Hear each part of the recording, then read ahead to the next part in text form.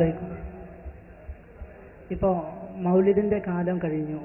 ഇപ്പോൾ ഒരുപാട് ദിവസങ്ങൾ മൗലിദിൻ്റെ കാലങ്ങളായിരുന്നു.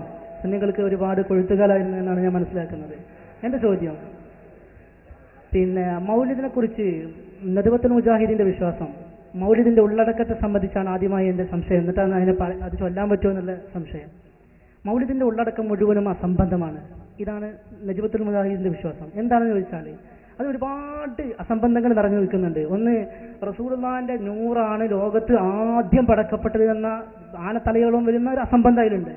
അത് തെളിയിക്കാൻ സുന്നി നേതാക്കന്മാർക്ക് ഒരിക്കലും കഴിയില്ല എന്നും, സ്വഹീഹായ ഒരൊറ്റ ഹദീസ് കൊണ്ട് അത് തെളിയിക്കാൻ കഴിയില്ല എന്നും, ലോകത്തുള്ള ഒരു കിതാബ് കൊണ്ടും അത് ഈ സദസ്സിന് മുമ്പ് തെളിയിക്കാൻ നിങ്ങൾക്ക് കഴിയില്ല എന്ന് വെല്ലുവിളിയുടെ സ്ഥലത്തോടെ ഞാൻ ചോദിക്കുകയാണ്. ഉത്തരം പറഞ്ഞാൽ അടുത്തതിലേക്ക് ഞാൻ കിടക്കും. നിങ്ങളിലേറെ വലിയ ശക്തിയിൽ സക്കരിയ പടത് ഒച്ചട്ടായിരുന്നു. പിന്നെന്താ സക്കരിയ സലാഹി എത്ര ഒച്ചയില്ല, നിങ്ങൾക്ക് ഒച്ച എവിടെ? ഇയാളെ ശബ്ദം എന്ത് അലറല്ലായിരുന്നു അയാള്. അലവിക്ക് കഴിയോ എന്ന് ചോദിച്ചു വെല്ലുവിളി. ഞാൻ കിതാബ് കൊടുത്തെങ്ങനെയാണ് വായിച്ചു കൊടുത്തു. ഓരോ ചോദ്യവും ഓരോ മറുപടി ഇങ്ങനെ ഇട്ട് കൊടുത്തു.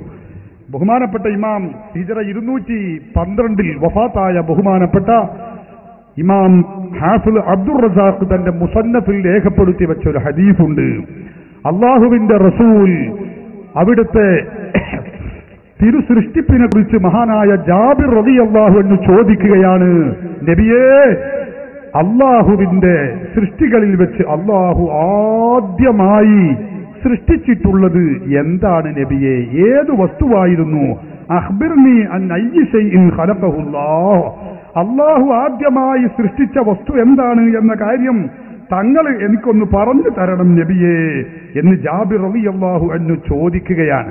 ചോദിക്കുമ്പോൾ അതിന് മറുപടി പറയുന്നു ആരംഭ റസൂലുള്ളാഹി ഫഖാല, അവിടെന്ന് പറഞ്ഞു, ഹുവ നൂറു നബിയിക യാ ജാബിർ ഖാല റസൂലുള്ളാഹി, അത് നിന്റെ പ്രവാചകരുടെ നൂറാണ് ജാബിറേ ഖാല റസൂലുള്ളാഹി. ഇതുകൊണ്ടാ ഞങ്ങളെ മൗലിദിലൊക്കെ അങ്ങനെയുള്ളത്. സുബ്ഹാനല്ലദീ അത്ലഅ ശഹ്രി റബീഉൽ അവ്വലി ഖമറ നബിയിൽ ഹുദാ വഅൗജദ നൂറഹു ഖബ്ല ഖൽഖിൽ ആലമി വസമ്മാഹു മുഹമ്മദാ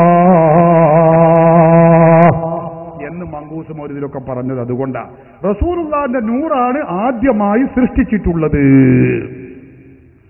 ഈ ഹദീസ് ഞാൻ ഇവിടെ ഉദ്ധരിച്ചു. അപ്പൊ സക്കരിയ സലാഹി പറയുകയാണ്, ഇന്ന് നിലവിലുള്ള മുസന്നഫിന്റെ കോപ്പികളിലൊന്നും അതില്ല.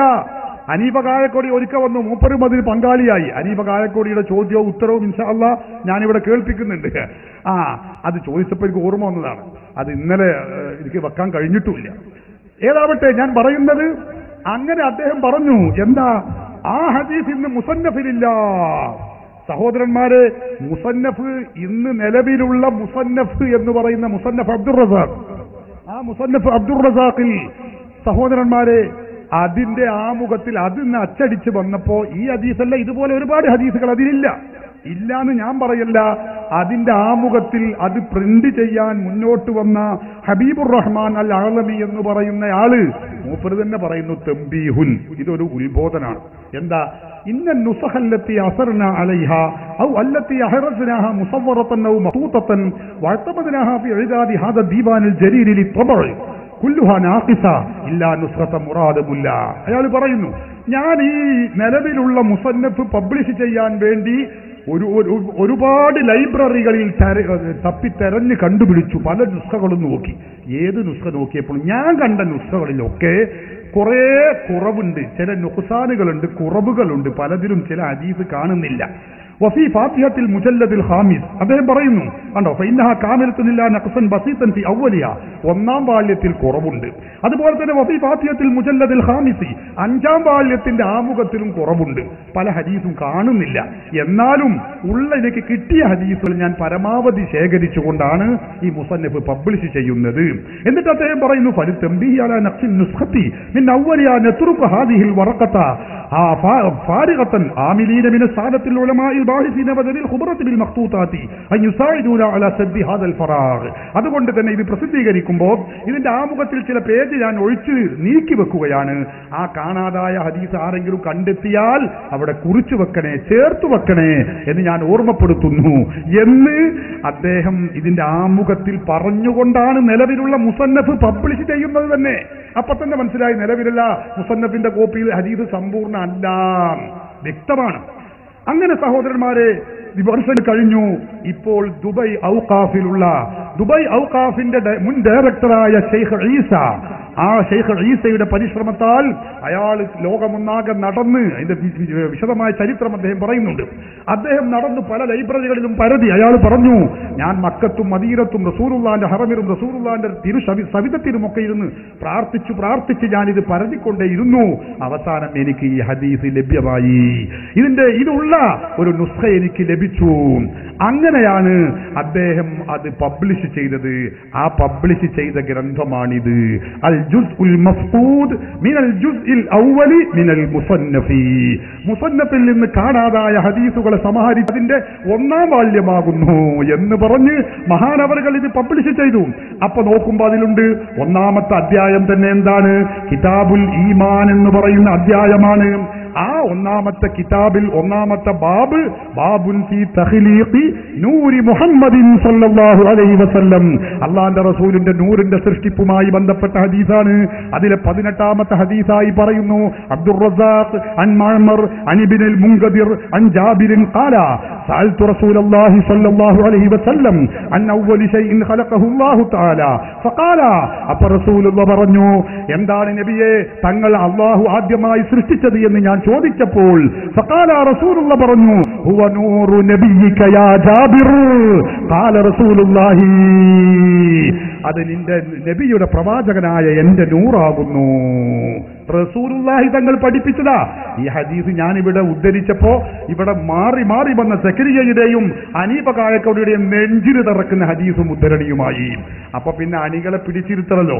അപ്പൊ പിന്നെ അടുത്ത പ്രാവശ്യം വന്നപ്പോ ഹനീഫക്ക് സക്കരിയ പഠിപ്പിച്ചു കൊടുത്ത കുറെ ചോദ്യമുണ്ട്. ആ ചോദ്യങ്ങൾ മൂപ്പരിങ്ങനെ വലിയ വായിലിങ്ങനെ ചോദിച്ചു. ആരാണത് പ്രസിദ്ധീകരിച്ചത്, എവിടെയാണത് പ്രസിദ്ധീകരിച്ചത്, ആരാണതിന് അടിക്കുറിപ്പ് എന്നൊക്കെ പറഞ്ഞു മൂപ്പര് ഭയങ്കര ചോദ്യം. അപ്പൊ ചോദ്യം ഇങ്ങനെ കേട്ടപ്പോ മുന്നിലിരിക്കുന്ന അനുയായികളെ മുജാഹിദുകൾക്ക് വലിയ ചോദ്യമാണെന്ന് എഴുതിയിട്ട് മുന്നിലിരിക്കുന്നതുകൊണ്ട് ഈ ചോദ്യമൊക്കെ ഇങ്ങനെ എഴുതിയിരിക്കുന്നുണ്ട്, ഇത് വലിയ സംഗതിയാണെന്ന് കരുതിയിട്ട് സഹോദരന്മാരെ പമ്പര വിട്ടിത്തം അങ്ങനെ ചോദിക്കുകയാണ്. ആ ചോദ്യം അയാളാണ് ചോദിച്ചു. ഞാൻ അടുത്ത പ്രാവശ്യം വന്നു, ആ ചോദ്യത്തിന് മറുപടി പറഞ്ഞു. പിന്നെ മൂപ്പരെ കാണാനില്ല, പിന്നെ ആ വന്ന ഊക്കില്ല.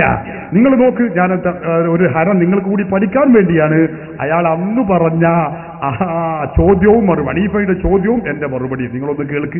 എന്നാ ഞാൻ ഓരോന്നിനും മറുപടി പറയാം. ബസ് ഓരോ ചോദ്യം പറയട്ടെ, അയാളെ ചോദിക്കട്ടെ, ഞാൻ മറുപടി പറയട്ടെ. മറുപടി പറയണം. ആരാണ് ആ മുസന്നഫ് അബ്ദുർ റസാഖ് പുറത്തിറക്കിയത്?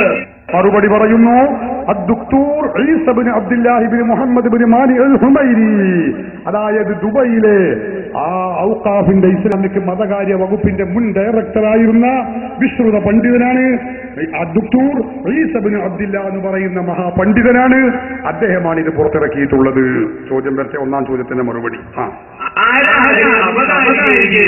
കേട്ടോ, ഞാൻ പറഞ്ഞു തരാം. അവതാരിക എഴുതിയ ആള് الشيخ الدكتور محمود سعيد ممدوح المصري الشافعي, വലിയ ഹദീസ് പണ്ഡിതനാണ്. تقرير الدكتور المحدث محمود سعيد ممدوح المصري الشافعي. 2ാം ചോദ്യത്തിന്റെ മറുപടി. അടുത്ത ചോദ്യം ചോദിക്കേ. എവിടെ നിന്നാണ് ഇത് പുറത്തിറങ്ങിയത്? ദുബൈയിൽ നിന്നാണ് ഇത് പുറത്തിറങ്ങിയിട്ടുള്ളത്. ചോദിക്കാം. എവിടെ നിന്നാണ് ഇന്ത്യയിൽ നിന്നാണ് അതിന്റെ കൈയെഴുത്ത് പ്രതി കിട്ടിയത്. സയ്യിദ് മുഹമ്മദ് അമീൻ ബറക്കാത്തി അൽ ഖാദിരി എന്നിവരിൽ നിന്നാണ് അത് കിട്ടിയത്. പറയൂ.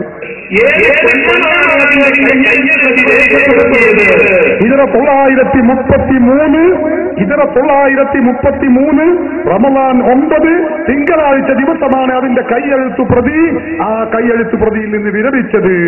ചോദിക്കും.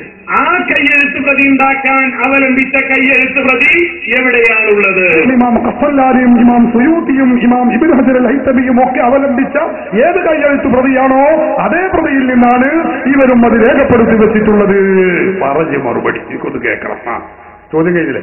മൂപ്പർ ആ പൂജ ചെയ്തോട്ടെ, ഇനി മറുപടി പറയും, എനിക്കൊന്ന് കേൾക്കാറ്. അപ്പൊ അതാണ്. അപ്പൊ അതില്ല എന്ന് പറഞ്ഞത് ശരിയല്ല, അതിനത്രയും പറഞ്ഞു. അടുത്ത ചോദ്യം ചോദിക്കും.